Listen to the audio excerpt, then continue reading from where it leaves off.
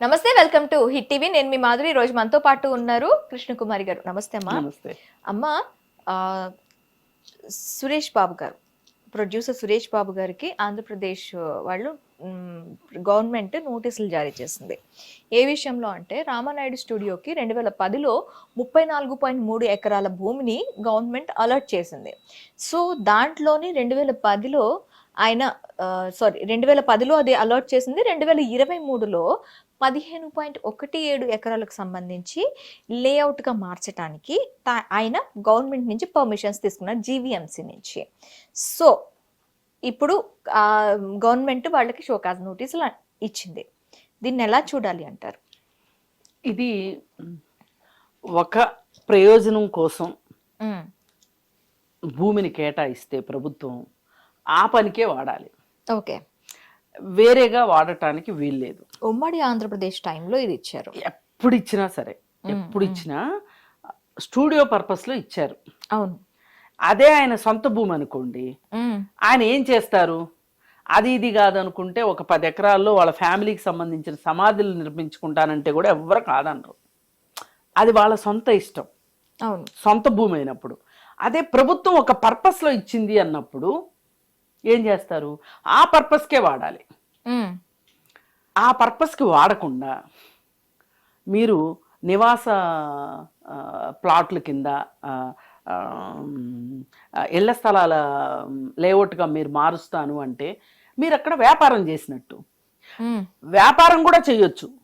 Cinema వ్యాపారం చేస్తే మీరు అక్కడ ఒక స్టూడియో కట్టారు, దాన్ని అద్దెకిచ్చారు, తప్పు కాదు.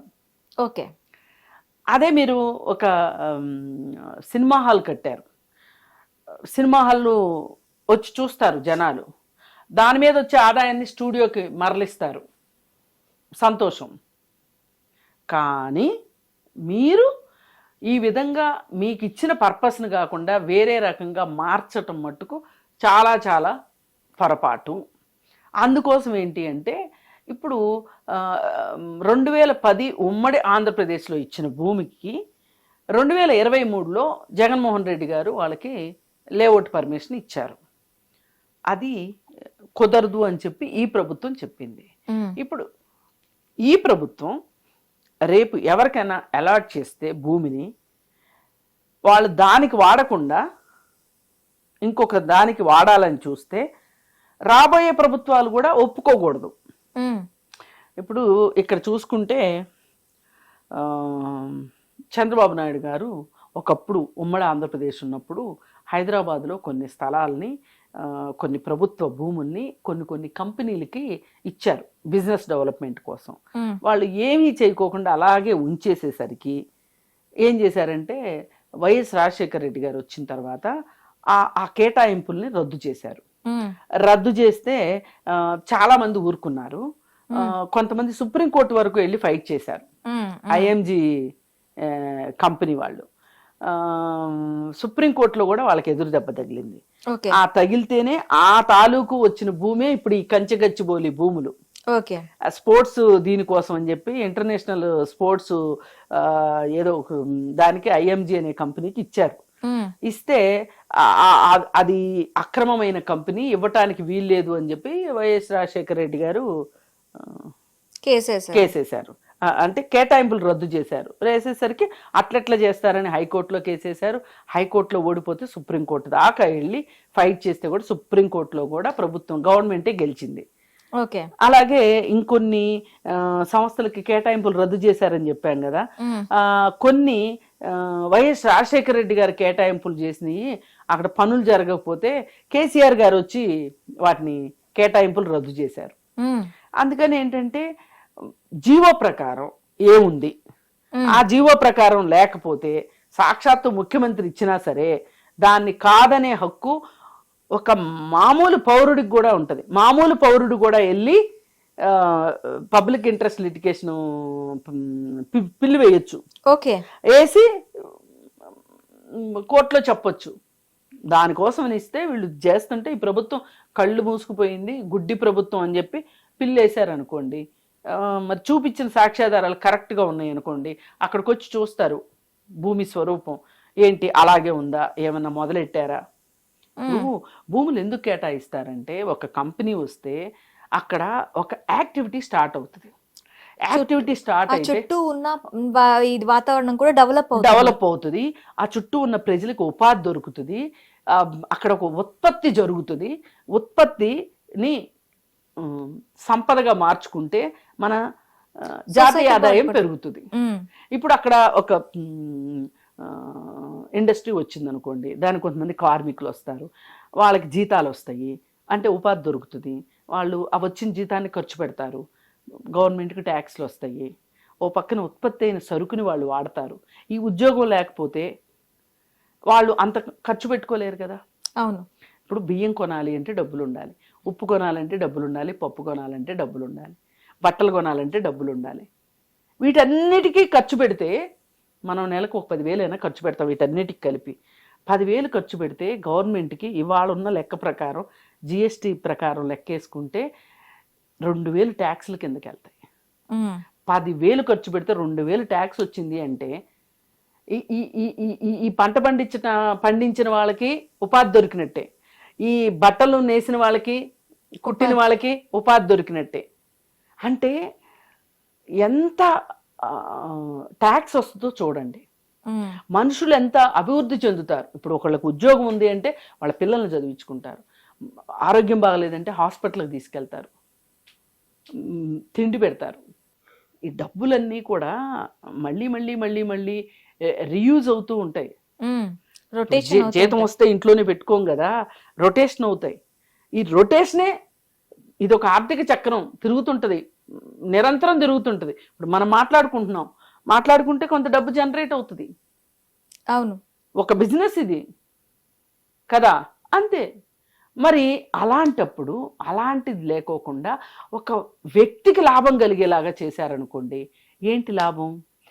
ఇలాంటి అవకతవకలు మన భారతదేశంలో ఎక్కువ జరుగుతున్నాయి కాబట్టి మన దేశంకేమో దేశంలో సంపద ఏమో కరిగిపోతుంది, వ్యక్తుల సంపదలు పెరుగుతున్నాయి. అవును, దేశ సంపద కరిగి వ్యక్తుల సంపదగా మారిపోతుంది. అలాగే ఇప్పుడు 99% జనాల దగ్గరేమో డబ్బులు ఉండట్లేదు, 1% వాళ్ళ దగ్గర ఏం చేసుకోవాలో తెలియని డబ్బులు ఉంటున్నాయి. అసలు ఈ 99%కి దగ్గర డబ్బులు ఉన్నాయి అనుకోండి, వీళ్ళ కొనుగోలు శక్తి పెరిగింది అనుకోండి, ఆటోమేటిక్ అభివృద్ధి జరుగుతుంది. ఒక పేద కుటుంబాలు ఎన్నో ఉన్నాయి. మన బిలో పావర్టీ లైన్ కింద ఉన్న వాళ్ళు చాలా మంది ఉన్నారు.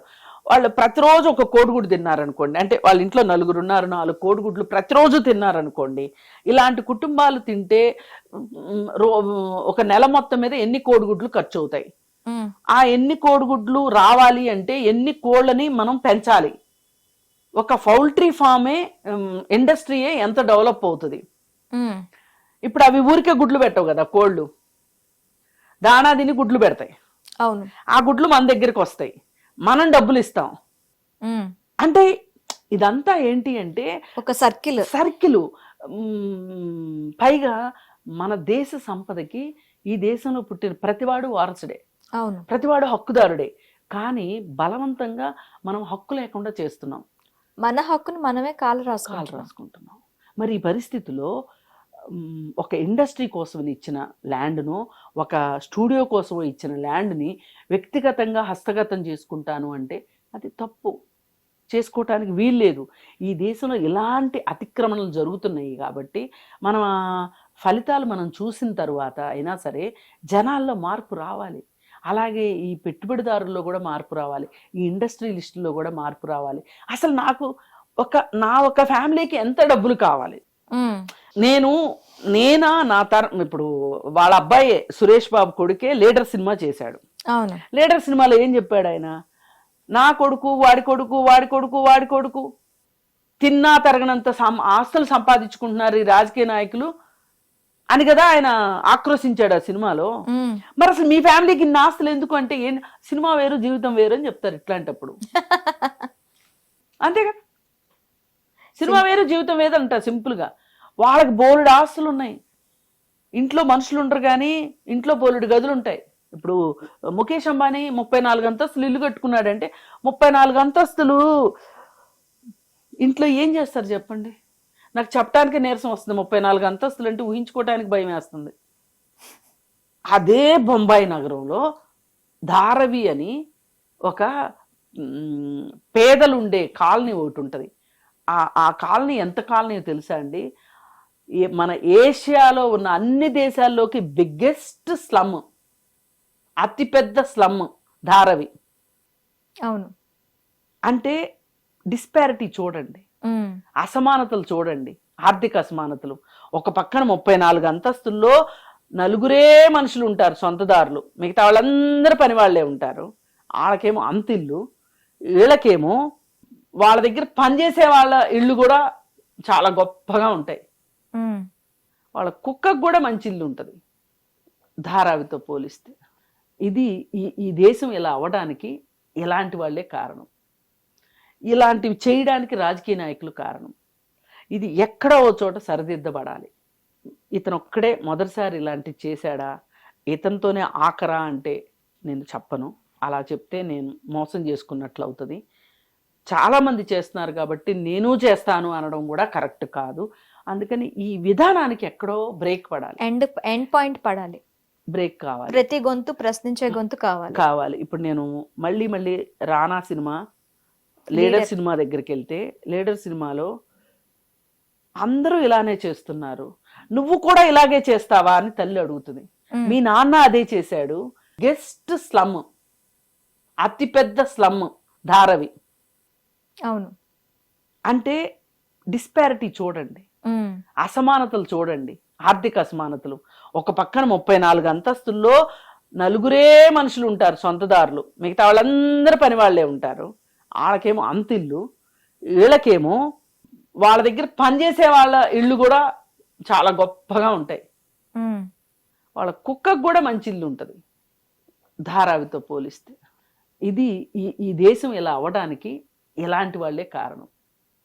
ఇలాంటివి చేయడానికి రాజకీయ నాయకులు కారణం. ఇది ఎక్కడో ఓ చోట సరిదిద్దబడాలి. ఇతను ఒక్కడే మొదటిసారి ఇలాంటివి చేశాడా, ఇతనితోనే ఆఖరా అంటే నేను చెప్పను. అలా చెప్తే నేను మోసం చేసుకున్నట్లు అవుతుంది. చాలామంది చేస్తున్నారు కాబట్టి నేను చేస్తాను అనడం కూడా కరెక్ట్ కాదు. అందుకని ఈ విధానానికి ఎక్కడో బ్రేక్ పడాలి, ఎండ్ పాయింట్ పడాలి, బ్రేక్ కావాలి, ప్రతి గొంతు ప్రశ్నించే గొంతు కావాలి. ఇప్పుడు నేను మళ్ళీ రానా సినిమా, లీడర్ సినిమా దగ్గరికి వెళ్తే, లీడర్ సినిమాలో అందరూ ఇలానే చేస్తున్నారు, నువ్వు కూడా ఇలాగే చేస్తావా అని తల్లి అడుగుతుంది. మీ నాన్న అదే చేశాడు, నువ్వేదో మార్పు తీసుకొస్తానంటే నువ్వు కూడా అదే చేస్తావా అని చెప్పి ఆ రోజు రాత్రి ఆ తల్లి మాట్లాడి తెల్లారి చచ్చిపోయి ఉంటుంది తల్లి. బహుశా అతను మారటానికి వాళ్ళ అమ్మ మాటలు కూడా ఒక కారణం కావచ్చు. అట్లా ప్రతి పెట్టుబడిదారుడు ఎంతో కొంత ఆలోచించాడు అనుకోండి. ఇప్పుడు ప్రభుత్వ భూమి అంటే దానిలో మీకు హక్కు ఉంటుంది, నాకు హక్కు ఉంటుంది. అవును, ప్రజలది ప్రభుత్వ భూమి అంటే. మరి ఆ భూమిని అన్యాక్రాంతం చేయాలని అనుకోవటము, అతను దానికోసం పావులు కదపటము, ఎంతోమందికి లంచాలు ఇవ్వడము, ఎంతోమంది రాజకీయ నాయకులను తృప్తిపరచటము, అవన్నీ చేస్తే తప్పితే ఈ పని జరిగి ఉండదు. ఇలాంటి మాల్ ప్రాక్టీస్ ఆపండి అని కోరుకుంటాను. ఆ ఇచ్చే డబ్బు ఏదో పేదలకు ఉపయోగిస్తే రేపొద్దున్న నీ పేరు, నీ తండ్రి పేరు, నీ తరాల పేరు చిరస్థాయిగా మిగిలిపోతుంది. గొప్పనపల్లి దగ్గర ఏదో ఊరు ఉంది, వట్టినాగులపల్లి దగ్గర అనుకుంటా, 100 ఎకరాల భూమి. అది నాది అంటాడు అతను. ఎవరు? రామానాయుడు కొడుకు సురేష్ బాబు. అక్కడ పేదలు ఎప్పుడో ఇల్లు వేసేసుకుని ఉన్నారు. వాళ్ళందరినీ బుల్డోజర్లు పంపించి రాత్రికి రాత్రి అవన్నీ చేసేసి స్వాధీనం చేసుకున్నాడు. అవి అసైన్డ్ భూములు కొనుక్కున్నాడు. అసైన్డ్ భూములు కొనకూడదు, అమ్మకూడదు. భూదాన్ భూములా? అసైన్డ్ భూములు అంటే ప్రభుత్వం ఇస్తుంది, ఒక వ్యక్తికి ఇస్తుంది. భూమి లేని వ్యక్తికి ఒక 2 ఎకరాల భూమి ఇస్తుంది. ఇచ్చి ఆ 2 ఎకరాల భూమిని పండించుకోవాల్సిందే. తండ్రి పండించుకోవచ్చు, కొడుకు పండించుకోవచ్చు, మనవడు పండించుకోవచ్చు. కానీ ఇలాగే లావణ్య పట్టా అని కూడా అంటారు. ఇవి ఒకప్పుడు ఏంటి అంటే కొనుగోళ్లు అమ్మకాలు జరిగేవి. ఒక ఫైన్ డే గవర్నమెంట్ చెప్పింది, అసైన్డ్ భూములు, లావణ్య పట్టా భూములు కొనొద్దు, అమ్మొద్దు, ఎవరికి ఇచ్చింది వాళ్ళు ఉంచుకోండి, మీరు అమ్మాలి అనుకుంటే గనక, అంటే మీరు వ్యవసాయం చేసుకోదలుచుకోకపోతే గనక గవర్నమెంట్ వెనక్కి తీసుకుంటది అని చెప్పింది. కానీ లోపాయికారిగా వాళ్ళతోటి సంతకాలు పెట్టిచ్చేసేసుకుని కొనేసేసుకుని, ఇప్పుడు మా గవర్నమెంట్ మార్కెట్లో 2 కోట్లు ఉందనుకోండి ఒక అసైన్డ్ భూమి, ఇలా కొనుక్కునే వాళ్ళు ఓ 40 లక్షలకో 30 లక్షలకో కొనుక్కుంటారు. కొనుక్కుని స్వాధీనం చేసుకుంటారు. అబ్బో అడిగినప్పుడు చూసుకుందాం, ఓ రాజకీయ నాయకుడికి 10 లక్షలు ఇచ్చామనుకో 50 లక్షల్లో ఎకరం వస్తుందిగా. 2 కోట్లు ఎక్కడ, 50 లక్షలు ఎక్కడ? ఇది చేసే దంద. నేను అందుకే అంటున్నాను, మీకు ఎంత కావాలి మీ జీవితాలకి? ఇప్పుడు ఇన్ని భూ వివాదాలు మీ మీదే ఎందుకు వస్తున్నాయి? అవును, ఒక చిరంజీవి మీద రావట్లేదు, ఇంకోటి మీద రావట్లేదు, పదే పదే పదే పదే ఇతని మీదే ఎందుకు వస్తున్నాయి? ఇప్పుడు అక్కడ కూడా ఫిలిం నగర్లో కూడా ఒక భూమి గురించి జరుగుతుంది. అసలు ఇవాళ ఫిలిం నగర్ మొత్తం మీద చూసుకుంటే అతి ఎక్కువ స్థలాలు ఉంది రామానాయుడు ఫ్యామిలీకి. సరే, ఏది అక్రమమో ఏది సక్రమమో తేల్చడానికి నేనేమి రెవెన్యూ ఆఫీసర్ని కాదు. కాకపోతే అందరూ మాట్లాడుకునేవి ఇవాళ వార్తల్లో వచ్చినాయి మటుకు మనం మాట్లాడుకోం. ఓకే అమ్మా, thank you very much. Hit TV app, ఇందులో short news, live news, entertainment shows, movies, digital magazines తో పాటు మీ జిల్లా వార్తలను కూడా ఫ్రీగా చూడొచ్చు. అంతేకాదు కేజీ నుంచి పీజీ వరకు విద్యార్థులకు స్కాలర్షిప్ కూడా అందిస్తున్నాం. ప్రతి వారం 10 మందికి లక్కీ డ్రా ద్వారా ఒక్కొక్కరికి 10,000 రూపాయలు అందిస్తున్నాం. ఇంకెందుకు ఆలస్యం, వెంటనే హిట్ టీవీ యాప్ ని డౌన్లోడ్ చేసుకుని ఫ్రీగా ఎంటర్టైన్మెంట్ పొందండి. Hit TV app. Hit TV app. Please download hit TV app. Hit TV app ని ఫ్రీగా డౌన్లోడ్ చేసుకొని ఎంజాయ్ చేయండి. మీకు నచ్చిన ఎంటర్టైన్మెంట్ కోసం హిట్ టీవీ యాప్ ని ఫ్రీగా డౌన్లోడ్ చేసుకొని ఎంజాయ్ చేయండి. హిట్ టీవీ యాప్ ని డౌన్లోడ్ చేసుకుని ఆస్వాదించండి, ఆశీర్వదించండి. ఇంతమంది సెలబ్రిటీలు హిట్ టీవీ యాప్ ని డౌన్లోడ్ చేసుకోండి అని చెప్తున్నారంటే ఎంత మంచి యాప్ ఆలోచించండి. అమెరికాలో చదవాలనుకునే వాళ్ళకి విశ్వసనీయమైన పేరు మన శౌర్య కన్సల్టెన్సీ. UK లో 1 year masters. UK లో 1 year masters. 2 years work permit up to 5 years visa. Contact Saurya Consultancy. Contact 89851 89851.